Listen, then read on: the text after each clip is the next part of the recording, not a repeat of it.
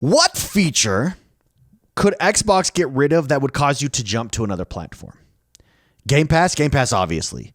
In my mind, when you talk about Game Pass in 2025, though, Xbox is Game Pass is Xbox. So those two terms are used interchangeably. And I actually think this causes some confusion. We're in this transitionary period, so it causes confusion online when referring to the Xbox. Well, Jez Corden over at Jez Corden, sorry, I merged the two and it comes out as Gordon, over at Windows Central, says that the main thing keeping him over on Xbox instead of PlayStation is not exclusive games. He doesn't even say it's Game Pass. He says it's Xbox Play Anywhere.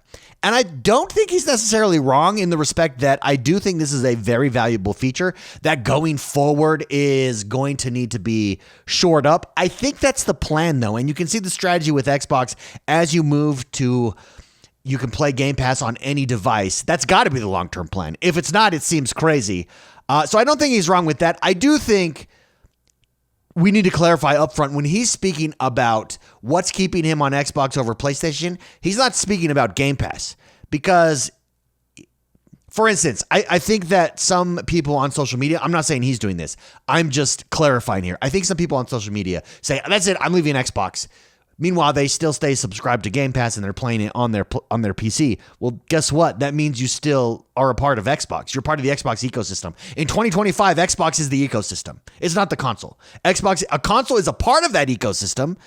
You could have a console or you could have a PC and you still are part of the Xbox ecosystem. Hence the marketing. This is an Xbox and this is an Xbox and this is an Xbox. And so, but it does create confusions while we're in this transitionary period. That, hey, I'm leaving Xbox for PlayStation. Well, are you getting rid of Game Pass? No, I'm not getting rid of Game Pass. Then you're not leaving Xbox, bro.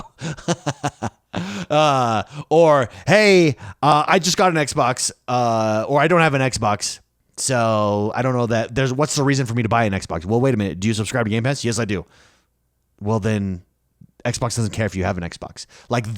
You see there's a confusion? It's probably a little bit on Microsoft's fault, honestly, to clarify that. And that's why that marketing video of this is an Xbox and this is an Xbox is so important. And to start hammering home that message is the big thing. Anyways, let's go over this article today about Xbox Play Anywhere because I think there's some good points here. I think there's some interesting points. Let's discuss it. I wrote down some questions, as I always do, of some things we can discuss. But before we do, don't forget to hit that like button, subscribe to this channel. My name is X1 the Gamer. We drop videos like this all the time right here, Monday through Friday. If you haven't yet, hit that like button and subscribe. Share us with your friends, though. No, share us with your friends as well. Not though. I don't even know why that though is in there as a filler word. Also, we have a podcast, X1 Bros Podcast. If you prefer to listen to us rather than watch my ugly face. Okay, let's jump into it. This is windowscentral.com. The main thing keeping me on Xbox over PlayStation isn't exclusive games. It's this underrated and overlooked feature. Xbox Play Anywhere is gradually expanding, but I want more. More, I say. Why don't developers support it? Do the economics work? Let's discuss. All right, so we're actually going to start, down here in this paragraph because I think this is the most interesting place to start and something that I want to address up front. With Xbox's games going fully multi-platform over the next few years, many are wondering what the point of sticking with Xbox is. If PlayStation 5 or the Nintendo Switch 2 do end up getting all of Xbox's games, why bother staying with Xbox? You could play on those systems and get all of their exclusives too. It's, again, we've gone over this before. We'll go over it again. And he's not asking the question. He's saying other people are asking that question. And I think it's a fair question, particularly if you don't know about Game Pass and how it all works. It's Game Pass. Game Pass is the reason. It's a subscription service. That's what Xbox is. Xbox is Game Pass. Game Pass is Xbox. Those two things are used interchangeably. So while you could, for instance, get, or you will be able to get, for instance, Indiana Jones on PlayStation 5, you're going to pay $70 for that. You're going to pay $70 for Call of Duty, or you could have subscribed to Game Pass and you get both of those for a low monthly price of $20, which I think is undeniable, that deal. Plus, you get everything else in the library, third-party exclusives, first-party exclusives, etc. Here is what Jez Corden says. But for me, I barely have time for the games I do want to play on Xbox, exclusive or not. I don't need more games. I need more time. Amen, brother. I think adults, we all hit this age, and most of you watching this are at this stage in life. We all at this age where you have responsibilities, you have kids, you have very limited time to, you have a career, you have very limited time for gaming. So when you game, you want to get the most out of your gaming experience. It's why I've been arguing, and I'm very excited for a portable Xbox coming. I think having a handheld Xbox is golden. I've shown this off before. It's why I love this. This is the PS Portal. It enables you. It's why the Nintendo Switch is so popular. It enables you to sit down. As someone that's busy, that doesn't want to be disconnected from my family, and I can't hook up my Xbox to the main family TV because the kids, the wife, etc. are using it. They don't want to watch me playing video games. I could still sit up there with them while they're reading, while they're working on stuff, and game. And I just get more out of my game. And I think that's the point. And amen. That's exactly it. I need more time. Continuing with Jess Gordon here. And time saving is where I feel Xbox has an edge. Increasingly, I can play Xbox games anywhere, anytime, anyhow. And that's a feature I'm not willing to readily give up. Amen, brother. Amen to that. Up until the holiday period, I had been sinking dozens of hours into Dragon Age. This is the Veilguard, Dragon Age Veilguard. Trying to find the fun, but ultimately failed and decidedly uninstalled it, never to look back. I have this thing where I can't give up on a game after a while, even if I'm not enjoying it, dude. I used to fall into that until you reach this age and you're just like, this sucks. I'm out. If it doesn't hook me, I'm sorry. If a movie doesn't hook me in like the first, I'll give it 15, 20 minutes, maybe 30 minutes. Let's say an hour, 2 hour movie. Let's say a 2 hour movie. 15, 20 minutes. If it doesn't hook me, I'm out. I don't have time for you. I'm out. This sucks. I'm bored. Give me a break. Sometimes movies surprise me and then they get really entertaining and hook you, and it's just those first 20 minutes. In a video game, if you can't hook me in 3 or 4 hours, I'm sorry. You're taking too long. It's why I was so frustrated with Assassin's Creed Valhalla, the tutorial zone, because they had spent all of their time telling me about England. I wanted to get to England, and I was stuck in this stupid tutorial zone, and it was a waste of my time. I have limited game time. If you're going to waste my time, I don't want to play you. And that's what I felt like that was. Anyways, this is me. This is very therapeutic. Let me know in comments right now, how many of you have experienced that? How many of you have experienced that frustration where you're like, I hear this game is fantastic. I really want to get into it here, but you're taking forever to just let me get to the game. You can't do that anymore. Time is too valuable for people. Continuing, in essence, I barely turned on my own Xbox this Christmas, although like the campaign says, I had so many other Xboxes, i.e. in quotations, i.e. a PC, a laptop, etc., upon which to play the game. Final Fantasy Pixel Remaster Collection supports Xbox Play Anywhere, meaning you can buy it once and play it on PC, and Xbox Series XS, or Xbox One console, with save files following you to any device you play on. However, it's among the vanishingly few games that also supports buy-to-own Xbox Cloud games, meaning it is uniquely well and truly Xbox Play Anywhere. Not only can you play it on any Wi-Fi capable device with a web browser via xbox.com/play, it also supports touch controls. Not only does it support touch controls, but its JRPG turn-based nature, alongside with its pixel-style 2D graphics, means that all latency you might expect of cloud gaming is all but eliminated. This is true. The best cloud gaming experiences are slow burn, turn-based style games where it's not about Twitch reactions. Anything that's about Twitch reactions at this point, outside of GeForce Now, at this point, cloud gaming's just slightly off under best conditions. So turn-based style where you don't need that, you take your time, you make a move. That is where those games shine right now on cloud. As such, when my partner took over the TV, I could switch to my laptop. This is talking about Final Fantasy Pixel Remaster Collection. When it was time to sleep, I could switch to my phone, mounted to my bed with a USB-C connected Xbox controller. When I had to, heaven forbid, leave the house, I was able to play it without an Xbox controller and touch controls across 4G or Wi-Fi. This is the vision of Xbox future, and I absolutely am desperate for them to continue iterating and executing on. Here's the thing. I think they will. I mean, I think they have to. I think this is the vision. And that's why they've said in the past, this is why Xbox, we're continually working towards every game you own being on Xbox Play Anywhere. Oh, by the way, here's a list of more games that you own that you're able to play. I don't know behind the scenes. I'd be curious what the holdup there is. It's got to be on the dev side, right? Continuing with the article, there's no single exclusive game on PlayStation, Nintendo, or otherwise that could force me to give up this experience and this possibility for a future where my content comes with me at my convenience, adapting to my lifestyle at any given moment. This is why they pay him the big bucks, everybody. I love this sentence. This is very well said. Let's reread that. Let's reread this in as a selling point for gaming. And I think this is largely the transition that we're going to. I think this is very well put. The possibility for a future where my content comes with me, my gaming content, at my convenience, adapting to my lifestyle at any given moment. And that is, I think, this pull that I know I feel with the console or even desktop PC gaming at the moment, where I have to be locked and tied down to a specific space that I just don't have the time to be. I have to adapt to Xbox, PlayStation, PC gaming instead of it adapting to me, where any other content and every other piece of content right here, I can consume it right here. I can consume it anywhere I want, however I want, whenever I want, for however long I want. It adapts to me. Gaming is the only thing that has yet to adapt to us. And I think the big sell for Game Pass, the big sell for cloud gaming, the big sell for Xbox Play Anywhere, as Jez Corden is saying here, sorry, I keep messing up his name, is this idea, this concept that gaming adapts to you and your lifestyle. I think that Microsoft, pay this man. This is your sales point. Gaming adapts to you. And they do say that game anywhere, game how you want, when you want, where you want. But they don't say it. Say it like that clicks, baby. That clicks. I love it. But is it viable long term? He asks.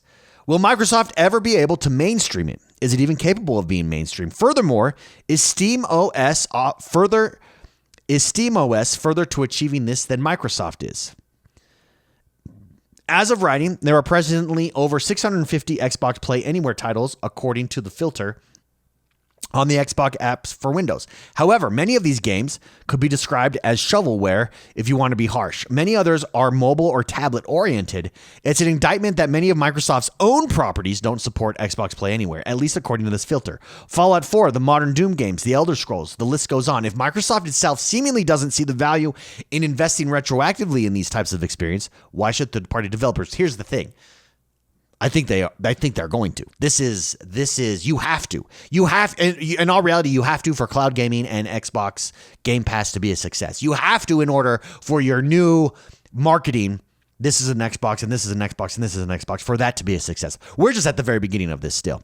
Furthermore, the fact that SteamOS, he brings that up, that Steam is going this direction, it's going to become the standard going forward for sure. I think this is why we saw the head of next generation, the VP of next generation at Xbox at CES discuss the Xbox operating system is actually going to be bigger on Windows. Like Windows is going to form to the Xbox operating system and not vice versa. That way you standardize everything and game developers they make it for one, they make it for all, right? The elephant in the room, too, is that SteamOS is already working towards this vision, leading with the operating system rather than platform policy. Today, developers have to opt in and design their games for Xbox Play Anywhere. SteamOS, conversely, is Play Anywhere by default on any device that is Steam capable, cloud saves and all. Combine that with NVIDIA GeForce Now cloud gaming, and you essentially have the same offering with a vastly larger amount of games. You don't have the same offering, though, because you don't have Game Pass, at least not yet for Steam. Which also, by the way, does show you the value if Game Pass were to ever be on Steam. It may be a distinct possibility. I don't know. I don't know how that would work economically speaking, and maybe Steam is looking at competing there. You do have a vastly more library if you choose to buy games individually for sure. But again, the difference here is all these things have to work with Game Pass. It's all or nothing here. Like I don't see Xbox not making Game Pass work first with this model and then going from there. Microsoft has an advantage with its vast content portfolio, amen, but it isn't visibly making a huge effort to retroactively port some older games to this platform. The key here isn't visibly making. Be curious to know, are they making those efforts behind the scene? What are they making? What is missing in order for these to take place? It doesn't seem to advertise Xbox Play Anywhere as a feature too much either, with the capabilities of it buried and hidden away in store listing filters rather than being upfront and center. That is interesting. That is true. I almost never see an Xbox Play Anywhere. I can't think of last time I've seen like Xbox Play Anywhere front and center. I wonder if the reason for that is it's not fully fleshed out yet. So you want to fully flesh it out before you start advertising that. Because if you think about it, Steam doesn't advertise that necessarily. The Steam storefront, though, you can see, I mean, there's a quick summary. Their storefront's just better. Like, let's be honest. Their storefront's just better. Microsoft could be doing a lot more to be promoting this feature, whether it's via in-game branding, improved iconography, or curation on its various apps, while offering developers incentives like subsidies to support the program. With the rise of SteamOS and reduced emphasis on Xbox console exclusive games, stuff like Xbox Play Anywhere should be touted as the exclusive rather than hidden away. More of this, please. Amen. I agree with him 100%. More of that, please. We just don't know the full story. Be very curious to know what is holding it back behind the scenes and what their plans are going forward. I think their plans are exactly what the VP, like I said, of the VP of next generation talked about at CES, that Xbox is becoming more integrated with Windows OS, and vice versa. And that has to happen long term in order for the Play Anywhere to work. We're just at the beginning of the Xbox app on PC. You can see even here in his article, he shows off the PC app. That's clearly where he games. We're vastly better. This is going to continue to improve going forward for sure. Let's talk about some questions that I wrote down. How important is cross-platform playability to your gaming experience? It's huge. I'll tell you one game, I've said this before in the past, that has ruined it, or not ruined it. It didn't ruin the game for me because I still like the game. It hindered my excitement for it. And that is New World. Amazon's New World. Dropped on the Xbox. Boom. Loving it. Hey, can I drop this on PC as well? Let me play this on PC. Oh, I've got a PS Portal. I hear it's fantastic to play on that. I love to do it. Nope. One account, one device. Ouch. Nope. Not doing that. I would have bought the game twice. I would have, in order to be able to cross-play on these devices. Well, again, reason, because when I'm at my console, I can play on my console. But if I want to progress, especially in a game like an MMO, let me take that game mobile with me and be able to play that anywhere. I think that's inevitable. I think the entire industry is going this way. I don't think it's exclusive to Xbox. Indeed, we talked about SteamOS using this. I think it's going to be huge. I do think the point that Jez Corden is making here, that's a good one, is that features like this do need to be put more front and center. These features, like backwards compatibility, I think needs to be touted even more. Final Fantasy, technically on a Xbox Series X, you have more access to Final Fantasy games than you do on a PlayStation 5 because of the backwards compatibility feature. And yet it's there, but it's not hugely talked about. And even if very few people are touting it or like using it, because I'm sure by the numbers, very few people are actually playing backwards compatibility games compared to your entire player base, it's still something to talk about and to promote and something that sets you apart for sure. So yeah, I think going forward, cross-platform playability is absolutely huge. Now, is it a deal breaker? It depends what the game is. It depends how, and it depends how I want to play that game. But no, it's not a deal breaker at this point. But going forward, the more games that have it, the more I appreciate it and the more I do utilize it, to be perfectly honest. Would a feature like Xbox Play Anywhere influence your choice of gaming platform? Yes, of course it would. Again, especially, here's the thing. Xbox Play Anywhere has to exist when you go mobile, when you bring out your handheld device. Xbox handheld device Play Anywhere, they have to be in sync. That's just the question. I would prefer to play, at this point in my life, 90% of my games, I would probably play more on a handheld device. Again, just because of my situation. That is how gaming would adapt to me versus me being tethered to a console. What other underrated features keep you loyal to your preferred gaming ecosystem? Party chat, integration with Discord is another one, but party chat is a huge one. The ease of use, how well it works, where my social, where my social stuff is. Again, Discord. Again, party chat. I'm going to say party chat again because I think that's hugely important, and how seamlessly Discord integrates was a genius move, and very much appreciate that. And then the subscription service Game Pass. I mean, Game Pass is the ecosystem for me at this point. I'm all in. It's what I browse first. It's what I look for.